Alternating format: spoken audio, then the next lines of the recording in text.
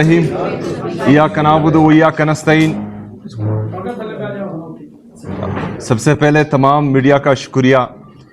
आज आप सबको यहाँ पर इसलिए मदऊ किया गया है, हमारा आज 1 पॉइंट एजेंडा है और वो हमारे लीडर, हमारे कायद जनाब इमरान खान साहब की सेहत ही है। जैसा कि आप सबको मालूम है कि इमरान खान साहब की सेहत का इशू मुसलसल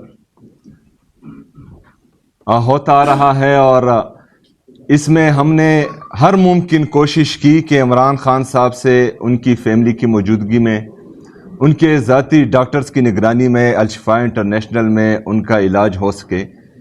हमने मुख्तलिफ तरीके आजमाए, हमने कानूनी रास्ते आजमाए, हमने सियासी रास्ते आजमाए, हमने जमहूरी रास्ते आजमाए, हमने आईनी और कानूनी रास्ते आजमाए, लेकिन उसके बावजूद इमरान खान साहब की सेहत के हवाले से जो हमारा आईनी और कानूनी मुतालबा है वो नहीं माना जा रहा।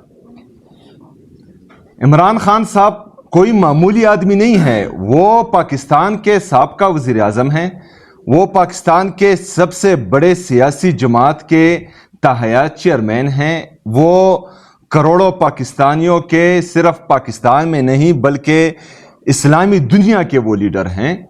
2 ही लीडर थे, एक बदकिस्मती से शहीद कर दिया गया और एक अभी अडियाला जेल में है। इस्लामी दुनिया में यही 2 लीडर थे, हैं एक अभी भी, लेकिन बदकिस्मती से हम उसकी कदर नहीं कर रहे। और ये आज जो हम पर मुसल्लत टोला है, जिनके पास ना कोई पॉलिसी है, जिनकी ना दाखिला पॉलिसी है, जिनकी ना खारजा पॉलिसी है, जिनको ये समझ नहीं आती कि जंग के हालात में क्या करना पड़ता है, जिनको ये समझ नहीं आती जब जंग नहीं होता तब मईशत कैसे चलाई जाती है, मुसलसल पाकिस्तान को अपनी पॉलिसियों के जरिए तबाही की तरफ धकेला जा रहा है।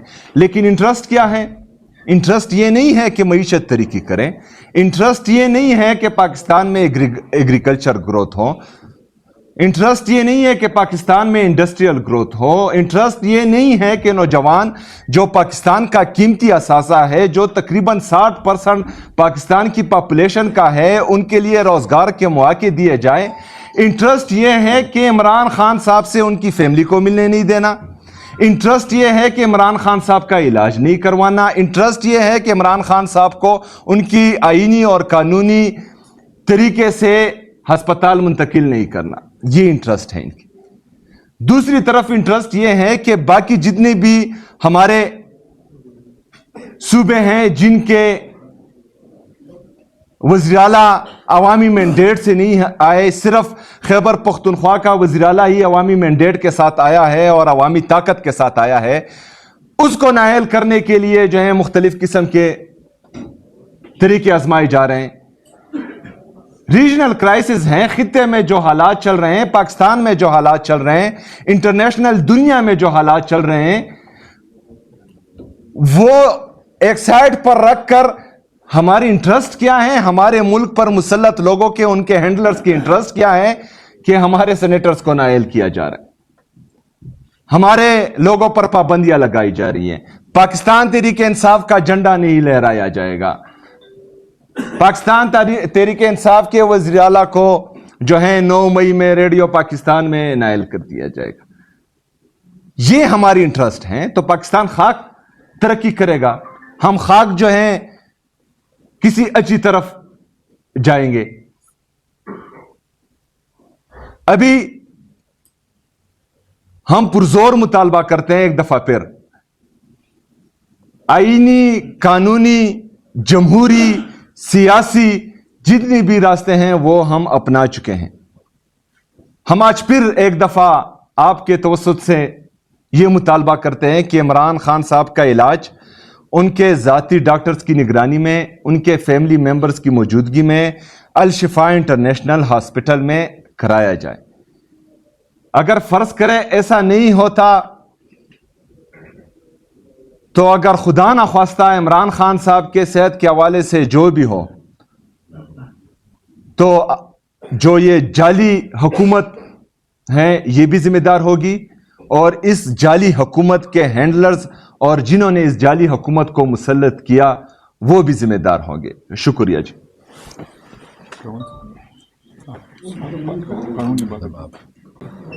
لیکن یہ بات کچھ ریپیٹ کرنا ضروری ہے. صرف ملک کے حالات دیکھیں.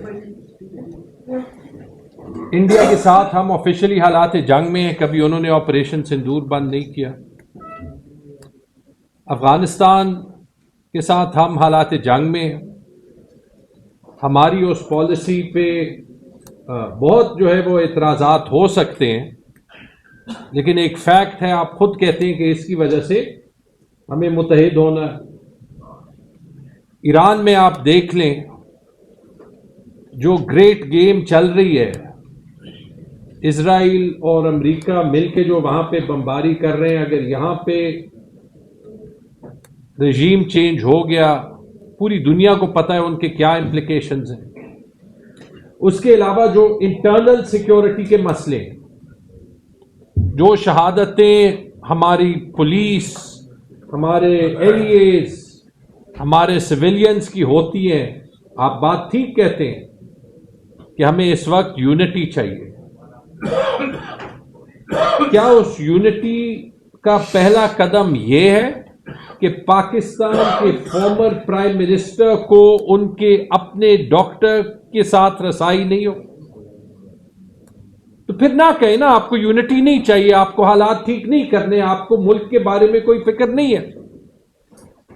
کیا اس کا پہلا قدم یہ ہے کہ ان کی بہنوں کو ان سے ملاقات کرنے کی جو انڈسپیوٹیبل رائٹ ہے وہ مہینوں تک نہ چلے؟ اسی سے تو یہ بات خراب ہوئی ہے. اگر اکتوبر کے بعد عمران خان آئسولیشن میں نہ ہوتے تو کہیں نہ کہیں جب ان کی آنکھ خراب ہو رہی تھی شاید جیلر وہ پریشر برداشت نہ کر سکتا، ان کی بہنوں سے یہ بات نکل جاتی.